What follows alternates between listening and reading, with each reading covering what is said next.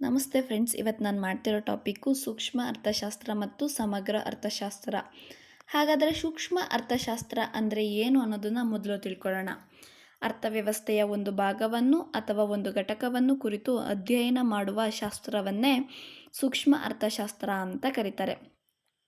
ಹಾಗಾದರೆ ಸೂಕ್ಷ್ಮ ಅರ್ಥಶಾಸ್ತ್ರಕ್ಕೆ ಉದಾಹರಣೆ ಅಂದರೆ ಒಂದು ಉದ್ಯಮ, ಒಂದು ಉತ್ಪಾದಕ, ಒಬ್ಬ ಅನುಭೋಗಿ, ಒಂದು ಮಾರುಕಟ್ಟೆಯನ್ನು ಒಳಗೊಂಡು ಅಧ್ಯಯನ ಮಾಡುವ ಶಾಸ್ತ್ರವನ್ನೇ ಸೂಕ್ಷ್ಮ ಅರ್ಥಶಾಸ್ತ್ರ ಅಂತ ಕರೀತಾರೆ. ಸೂಕ್ಷ್ಮ ಅರ್ಥಶಾಸ್ತ್ರದಲ್ಲಿ ಒಂದು ಘಟಕವನ್ನು ಮಾತ್ರ ಕುರಿತು ಅಧ್ಯಯನ ಮಾಡ್ತಾರೆ, ಸಮಗ್ರವಾಗಿ ಅಧ್ಯಯನ ಮಾಡೋದಿಲ್ಲ. ಹಾಗಾದರೆ ಸಮಗ್ರ ಅರ್ಥಶಾಸ್ತ್ರ ಅಂದರೆ ಏನು ಅನ್ನೋದನ್ನು ನಾವು ತಿಳ್ಕೊಳ್ಳೋಣ. ಅರ್ಥವ್ಯವಸ್ಥೆಯ ಎಲ್ಲ ಘಟಕಗಳನ್ನು ಕುರಿತು ಸಮಗ್ರವಾಗಿ ಅಧ್ಯಯನ ಮಾಡಲಾಗುತ್ತದೆ.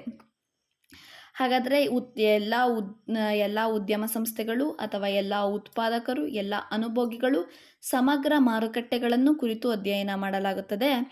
ಸಮಗ್ರ ಅರ್ಥಶಾಸ್ತ್ರವನ್ನು 1929ರಿಂದ 1933ರವರೆಗೆ ನಡುವೆ ನಡೆದ ಆರ್ಥಿಕ ಮುಗ್ಗಟ್ಟಿನ ನಂತರ ಹೆಚ್ಚು ಜನಪ್ರಿಯಗೊಳಿಸಲಾಯಿತು. ಜೆ.ಎಂ. ಕೇನ್ಸ್ ಅವರು 1936ರಲ್ಲಿ ಪ್ರಕಟವಾದ ಸಾಮಾನ್ಯ ಸಿದ್ಧಾಂತ ಎಂಬ ಸಮಗ್ರ ಅರ್ಥಶಾಸ್ತ್ರವನ್ನು ಹೆಚ್ಚು ಜನಪ್ರಿಯಗೊಳಿಸಿತು.